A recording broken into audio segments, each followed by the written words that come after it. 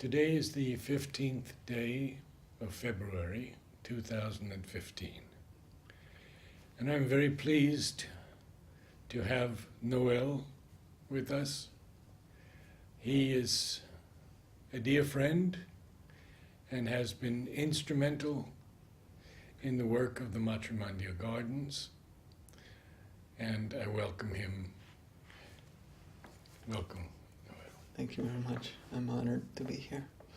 We usually begin, of course, by asking people how they first came in contact with Sri Aurobindo and the Mother. And you and I have spoken briefly about this before. Can you tell us the story of how you first heard of Mother and Sri Aurobindo? Yes. To be honest, I've answered this question many times for many people over the years in different ways. And to be honest, there's sort of the deeper side of the story, and then there's the very superficial side of the story. So I give that to different people who are open enough to hear the deeper side. And the first real superficial sort of connection I made was reading a book that was a blend of science and spirituality, and it just had one quote by Sri Aurobindo, and it had something to do with that religion is coming to its end. It was a very simple quote, and something felt right in me. I was curious, so I was at that time in Indiana, where I grew up, and I went to the library, to the university library, and I looked up Sri Aurobindo, and I found the collected works of Sri Aurobindo in the philosophy section. And I immediately started to read The Life Divine, The Synthesis of Yoga, in pieces. And around that same time, the deeper side of things started to unveil themselves slowly. I actually started to have a very strong experience that for me at the time was very difficult, but and unknown, to me. But I have been familiar with yoga enough that I started to recognize that there is something deeper to this experience. And it took me quite some time as I moved to Atlanta and became more familiar with different yoga groups, and then also with the Sri Aurobindo community in Atlanta. And finally, reading the Adventure of Consciousness by Sat Prem, there was a very specific quote, I think it's on page 52, that describes the experience of, is basically the force descending in the head and into the throat. For me, it was quite intense at that time, and physically it was challenging because it was something new to my body and to me. But as I went deeper into it, I recognized, because I could feel this force coming and permeating my body down deeper than just the head, and into the chest and the legs, and it was beginning of something that I have felt essentially from that time forward for every moment of every day. And that is something quite powerful. I mean, it carries me, and yet it's also a challenge, because it's not just a thing that is in my head. It's something that I have to deal with on all layers of my being. And as it actually unfolded more and more, I realized actually that this working of the force which Sri Aurobindo talks about, actually the same experiences that Satprem has mentioned in the book, in his book. This descent of the force and its workings, and I realized that actually I had experiences when I was a child, when I was young, in my dreams that I thought were nightmares, but which were not nightmares. They were just intense experiences of this force working in my body, and I was just as a child clueless about what was going on. I knew nothing of yoga and nothing of the force and nothing of Sri Aurobindo and the Mother, and that really in meditation bringing back that same sensation of when I was a child and realizing that the Mother and Sri Aurobindo were with me even then, before I knew anything. And yes, it has just carried me through more and more unfolding experiences and intensity of this sort of path, this yoga path. It has carried me, and I'm in Auroville now, and that's why I'm here. Nothing else has brought me here but Mother and Sri Aurobindo. So you were in college at the time when you found the books, and then what happened in your life? Where did you go? You went to Atlanta after that? Yes, That's the whole story of... could you tell us a little bit about the Atlanta group, because no one has ever mentioned them? Who were the people there? Yeah, well, I had graduated college, and I went on a journey of myself out west in my car, kind of a spiritual journey into the nature. And when I got back, I started to having all these experiences and found the books, and then I decided to go for 1 year to do volunteer work in Atlanta through the what is called the AmeriCorps Vista program. So I went there, and I immediately it was just the time that I was still searching for answers. I was even going to other yoga groups, Siddha yoga, chanting, and I didn't quite know where to look and get the answers. And even other gurus that I met there that were quite helpful to me, but I knew there was something else, there was something more, and it kept pushing me. So I found the group that was begun by Ariel Brown in Atlanta.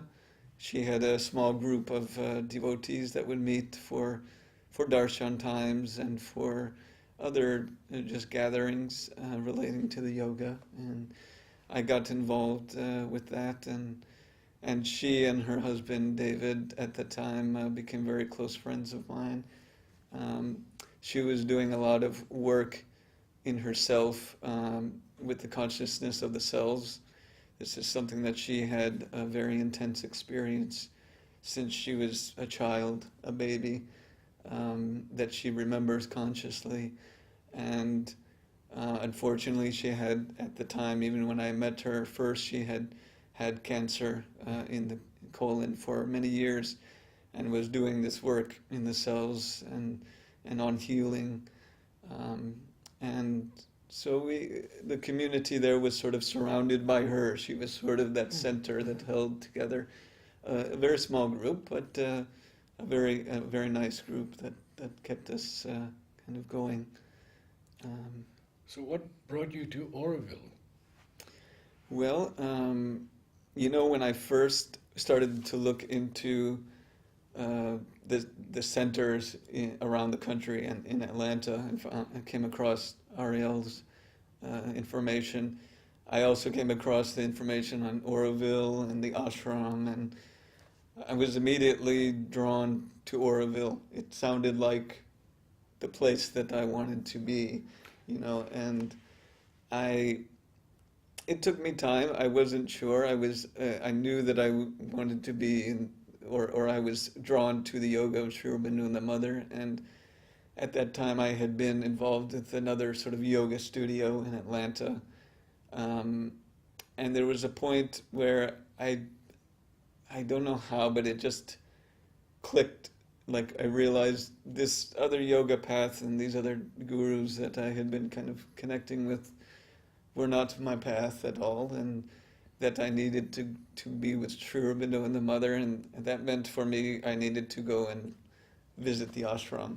What year was this? This was in 2002, Hmm. and so I came. I quit my job that I had there working with refugees, and I came for 6 months on a tourist visa.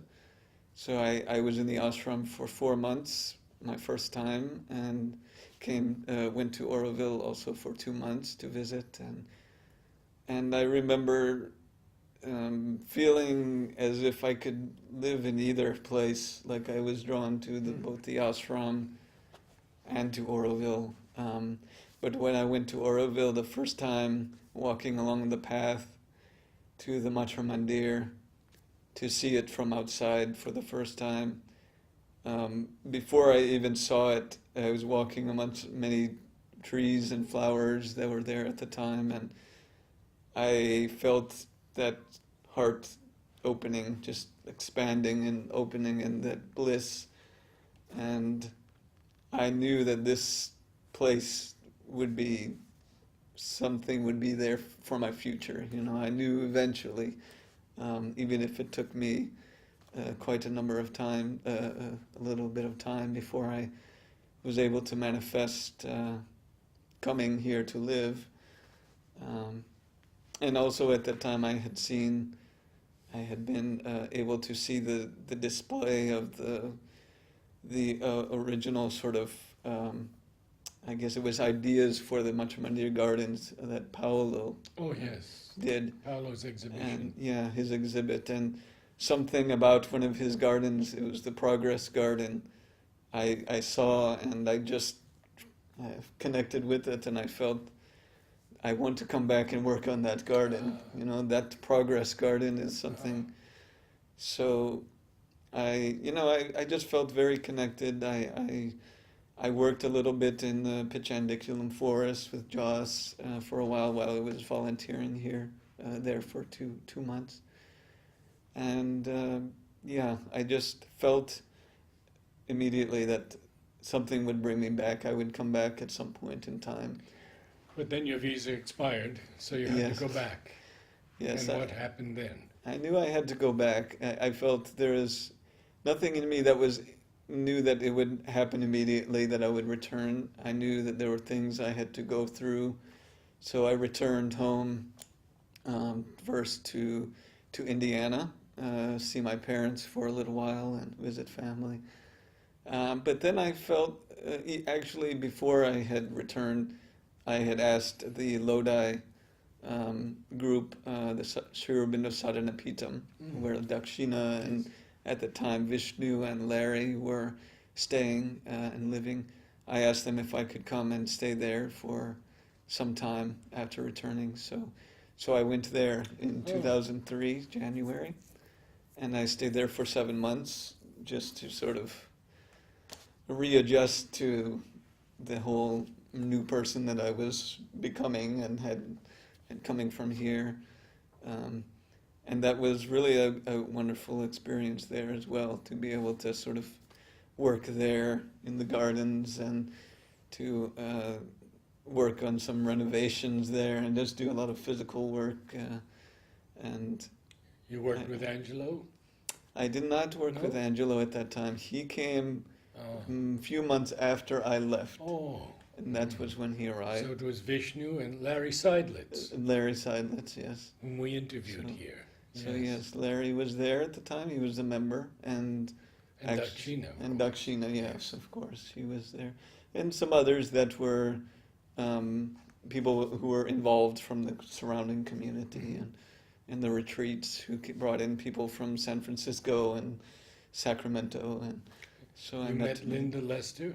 I met her, yes, and Chandresh also from Auroville, Yes. who was there living in California at that time.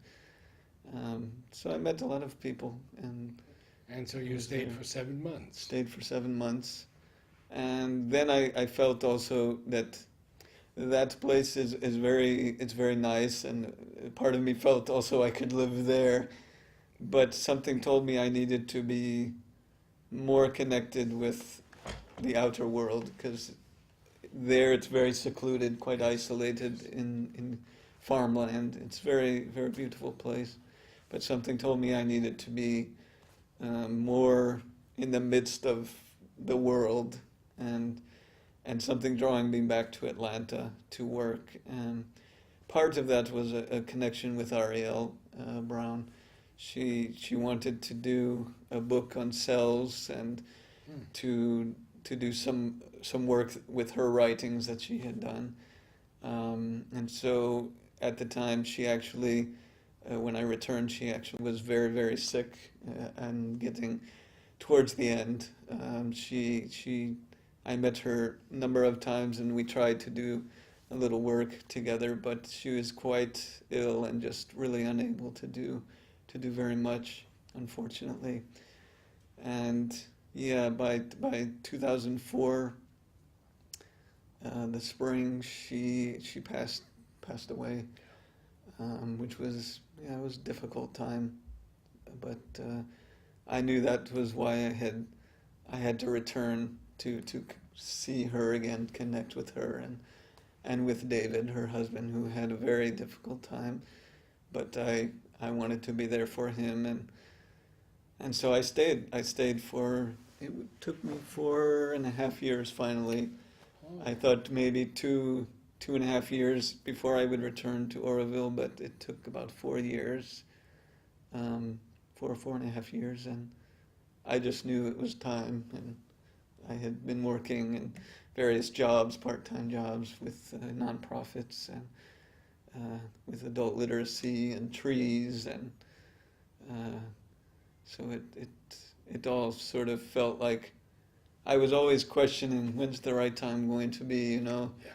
And I've always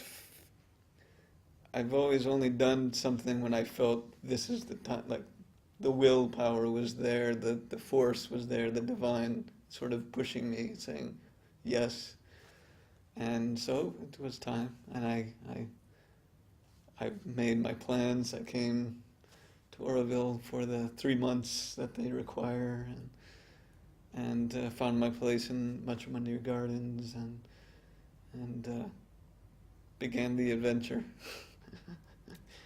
And it has been an adventure. Yes, it has. In many ways Yes, since it then. has. So. Well, I'd like to take up now a few different subjects. One is Yeah. your life with plants and flowers. The second is your poetry. And perhaps the third, this new inspiration you've had about growing all of the flowers that Mother gave significances to Sure, over yeah. these many years. So wherever you'd like to begin. Yeah, I mean, to be honest, my experience with gardens was not very much when I was growing up. I didn't have a lot of experience or connection with flowers and nature. In fact, I was a very allergy-prone child. I was allergic all the time, and had quite intense allergies. I was tested for a lot of things and had quite bad reactions to them. So even in the summer, you know, I was one of those kids. I had to stay in the air conditioning a lot when it was the time to get all the pollen and everything affecting me. So I had that experience, and then it was closer to the time when I really started meditating. That and I moved to Atlanta area.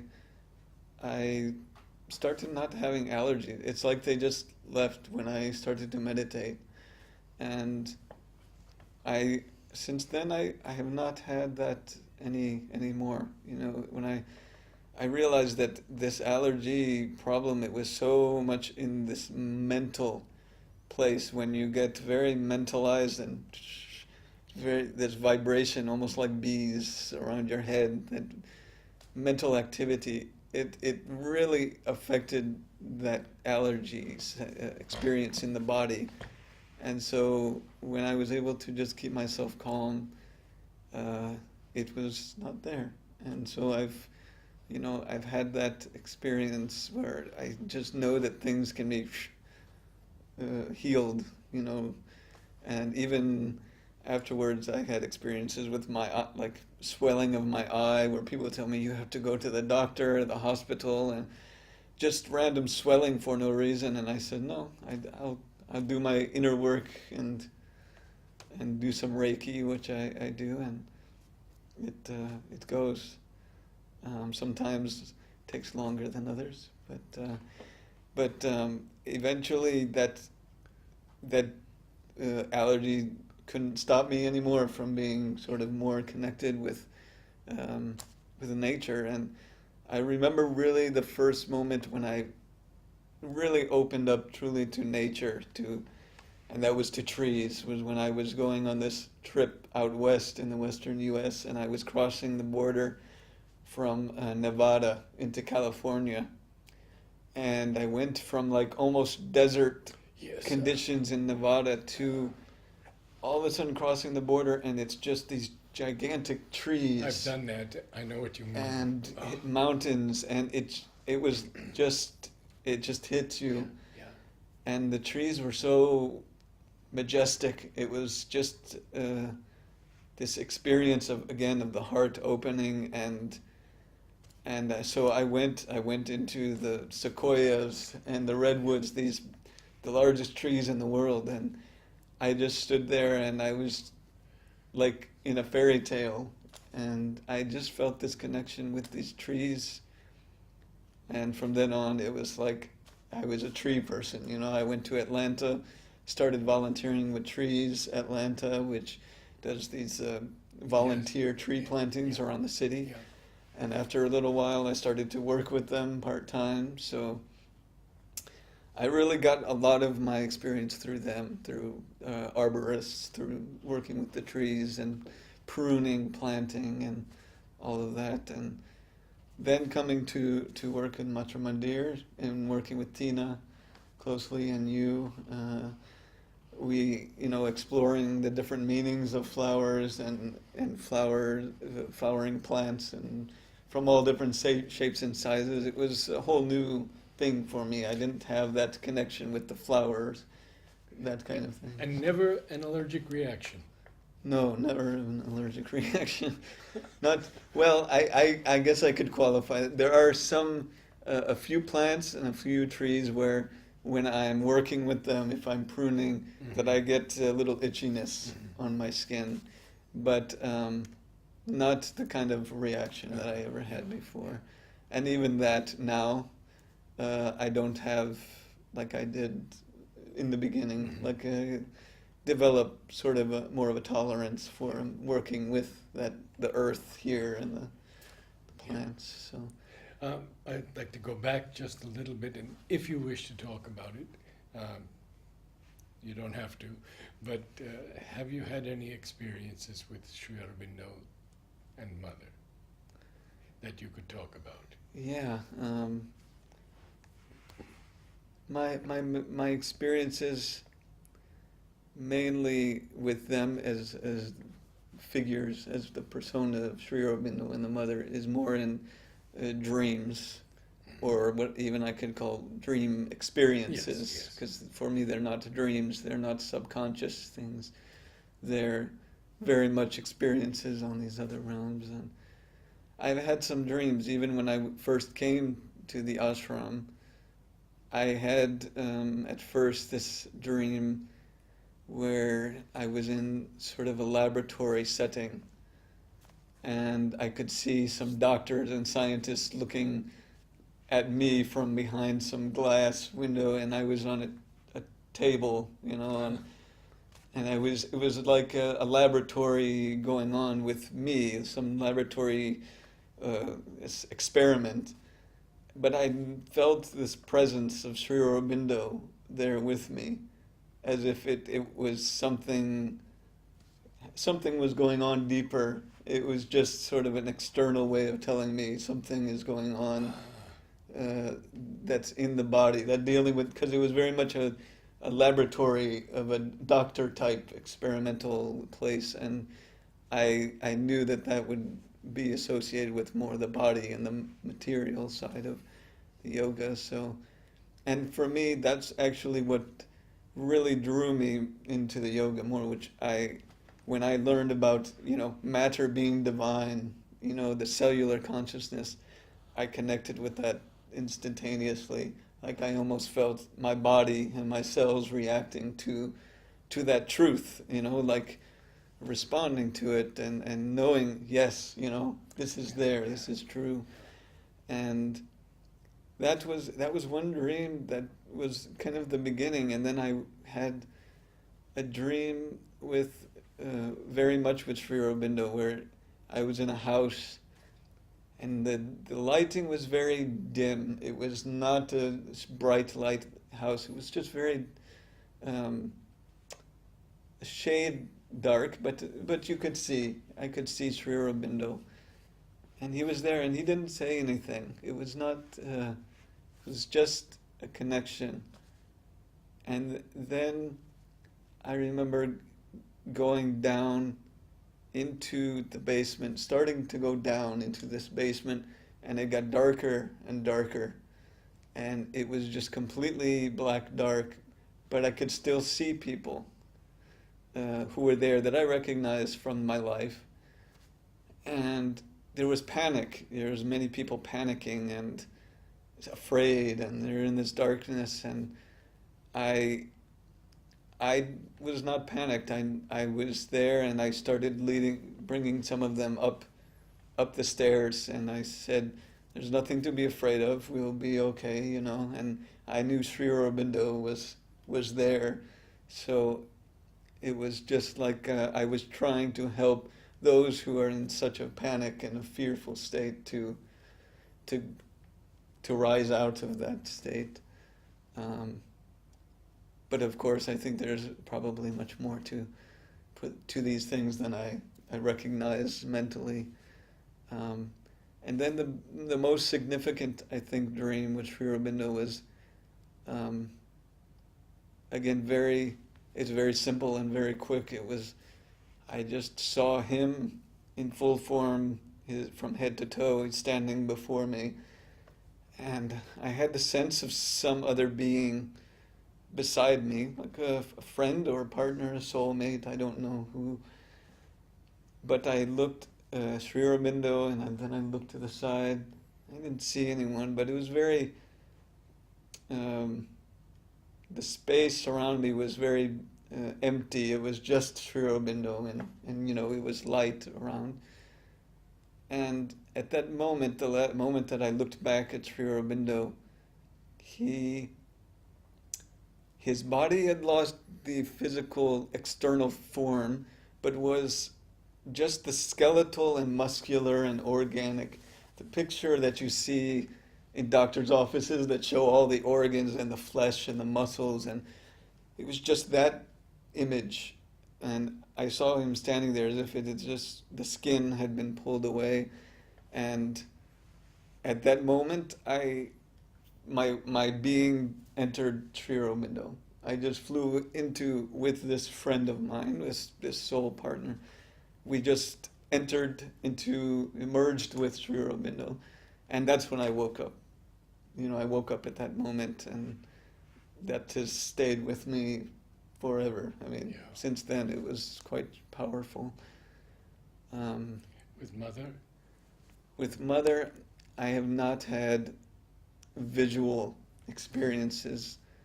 The only thing I can say is that, the most dynamic part is that every moment of every day, this force is there, and that presence of Sri Aurobindo and the Mother, for me, they're both there constantly. And so I don't doubt that she is with me also, but I've never had that kind of a dream with her image in it. It was always Sri Aurobindo for me, yeah. You've spoken of your love of trees. What were the foremost experiences in working at the Matrimondia Gardens with plants and flowers? Well, for me, the one greatest experience or most powerful was actually that I was given the blessing opportunity to clean and help the banyan tree on the inside. So the banyan is hollowed, the main trunk of the banyan is hollowed out since many years, and we have a team that was doing some work on the banyan to basically go and clean up all of the organic material collecting in the tree and to put some natural insecticide and natural herbicide to counter the fungus that has grown on it. Especially inside. the Inside, trunk. yes. Yes. And then to put a special paste that had been come up, was come up by Margarita, who's Marguerite, in yes. Auroville. Tell us a little bit about her because she's done extraordinary Sure. work. Margarita is, she's from Colombia. She is a biochemist by background, and she's just goes around, she's been doing this for many years, going around the world really showing how to make natural fertilizers and natural, I guess you would call it insecticide kind of thing, things to help plants to keep the bugs and the diseases away, and to do that naturally using plant matter and EM and other substances through fermentation process. So I've experienced that a little bit with her, and she came up with, she has many recipes that she shares with everyone who's interested, and so she's done a lot, and she came up with this special paste to help with the banyan, to cover over areas that were sensitive to the moss and to fungus, and also areas that had been where it had been cut, old wounds, and to do that and to keep it quite healthy, to try to regenerate its health. And so I had this opportunity to go inside the hole of the main trunk, to go inside, which is hollowed out, and to luckily I'm this skinny person, the skinniest one of the bunch and smallest, so I had that grace, and I went in and I started to clean out everything, and I started to apply this stuff, and it was actually for 2 days, 2 afternoons for about 3 hours I was inside. And the first day that I did it, I was in, I think, 2.5 hours, and when I went home and I finally laid down, I just felt this vibrating, humming bliss, over my body, and I knew it was from being inside this tree. And even while I was in the tree, I was chanting Om. I mean, that's Om Namo Bhagavate every moment that I could. I was just trying to focus and stay just sort of open, and it was like I received this darshan of the banyan tree. Those 2 days, it just had this powerful experience, and since then I've always felt this connection to the tree, and felt when things were not right or things that were good or and I still go there, even though at the present I don't work there in the gardens. I still go and I check on the trunk and I look at the tree to see what's going on, and that's really the most powerful experience, being in the gardens among all of them. And I mean, for me, it's a place that I always wanted to be quiet and to work in that silence and to chant Om and to bring consciousness into matter, but also to receive, which is always happening naturally, just working there. You just receive all the time. So it's... Well, I'm hoping that we will still have an opportunity to work when the gardens are ready to descend as Auroville Basu told me. Yes. He said they were not yet ready to descend. But he said, in your lifetime, you will see the first garden built in the mother's way. Mm-hmm. So I have a joke. That's it, that I either have to live a very long life or it has to happen quickly. Now, Yeah. where are you living in Auroville? I live in Surrender community. I was originally, when I first came to Auroville, like many, I came and I didn't know where I was going to be. I had booked a guest house place in Celebration Guest House, which is now a newcomer space, I believe. I stayed there for about 3 weeks, and I was like, well, I need housing, and that's always been a big challenge in Auroville. Housing is still a very big issue. And at that time, I was lucky enough, I saw an ad in the Auroville News and Notes about the Unity Pavilion needing a caretaker.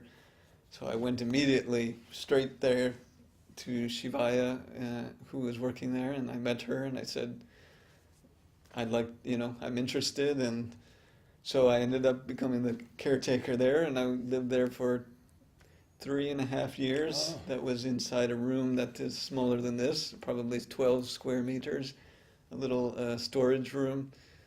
And I took care of things there while working in the Matra Mandir and doing other projects as well.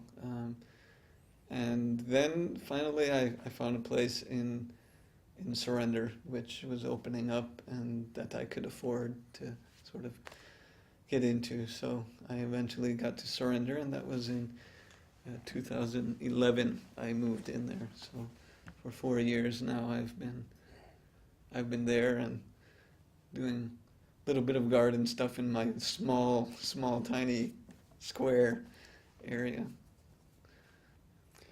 I'd like to take a few minutes break, and we will continue with the second part of our interview.